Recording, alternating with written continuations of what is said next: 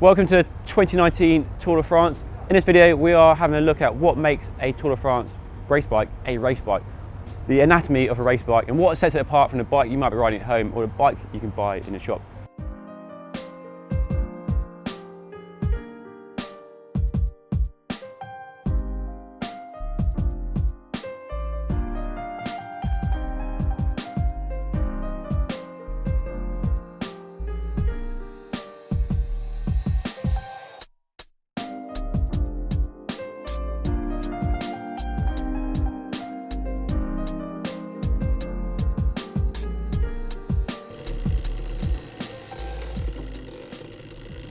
Now, as you know, the bikes that you can buy are very similar to race bikes, but there are a few key details that sets a race bike like this one apart from a regular race bike.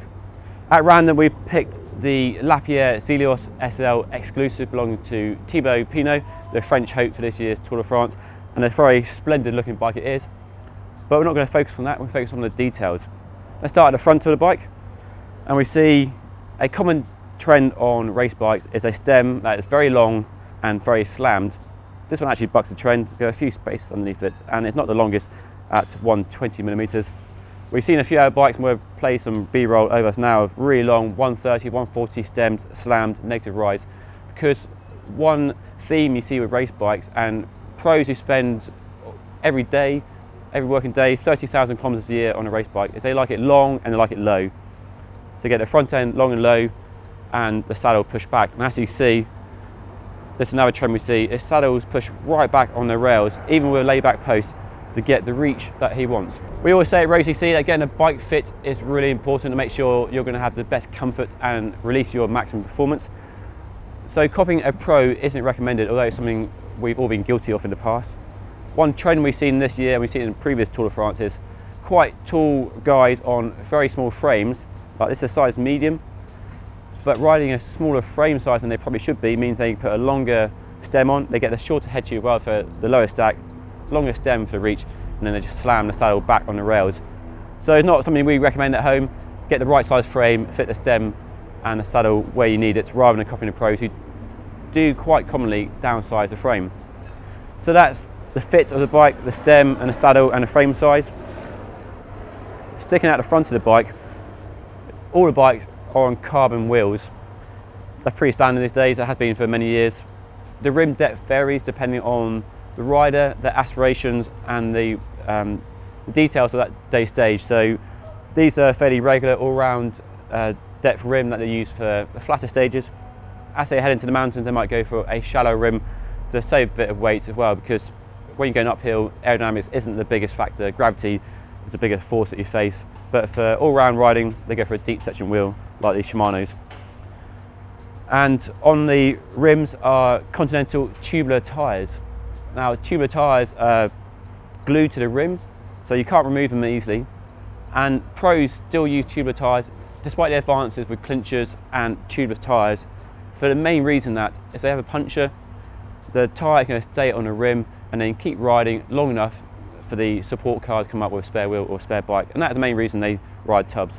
They might tell you they ride nicer ride feel stuff, but there's plenty of studies that show the resistance is greater on a tub than it is on a modern tube as well, but they stick with tubs because they know them and try and test it as a rule that a lot of pro teams use when it comes to setting the bikes up. So tyres glued to rims just like in the old fashioned days, carbon wheels.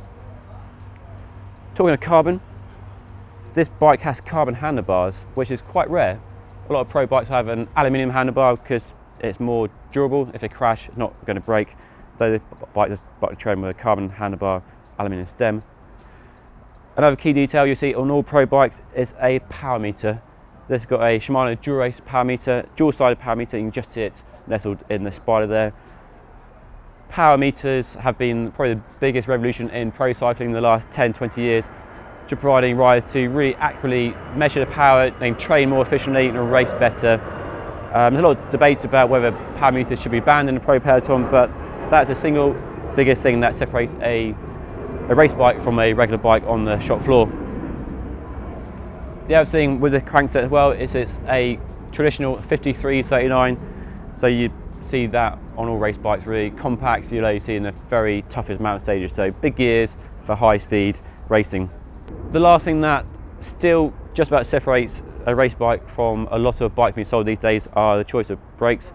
This bike is rocking rim brakes. Hashtag save the rim brake. There's a lot of debate about disc brakes versus rim brakes. We're seeing a lot more disc brakes at this year's Tour de France than ever before, with whole teams on disc brakes. But this French team, very traditional in their outlook, and they're still using rim brakes. So something we're seeing on the way out, and you're probably only going to see on race bikes going forward. So I found 5 extra details on the bike which do help to separate it from a regular bike that you buy in a shop. Starting at the front, there's a K-Edge computer mounted to the handlebar for putting his computer of choice in a prime display area so you can track his power and speed. So that's that one. Moving further down, we have a chain catcher guide just to hopefully minimise the potential for the chain to fall off. So you got that. Also on the bottom cage you can see there's small wraps of electrical tape which have been put on to ensure that the bottle is held securely in the cage there. So that's a little custom detail. You do see those on bottle cages quite often, the mechanics just trying to modify the design. So clearly that bottle was not doing a very good job of holding a bottle in the first place. That's made by Elite there, so maybe that needs redesigning to better hold bottles in. So 3. The final 2 you definitely only see it on race bikes. The first one is a race number holder on the seat stay bridge there for holding a little race number, it'll go there. And the very final one is underneath the saddle. It's a GPS transponder which is not clipped into the bike because it's actually one of his spare bikes. He's got several spare bikes as a GC hopeful. So you've got a GPS transponder there for relaying information to tour organisers, and now we're starting to see that GPS data giving us power and speed live when we're watching racing, so that's pretty cool. So those are some of the details that set a Tour de France race bike apart from a bike you can buy in the shop, but you can buy a bike very similar to this.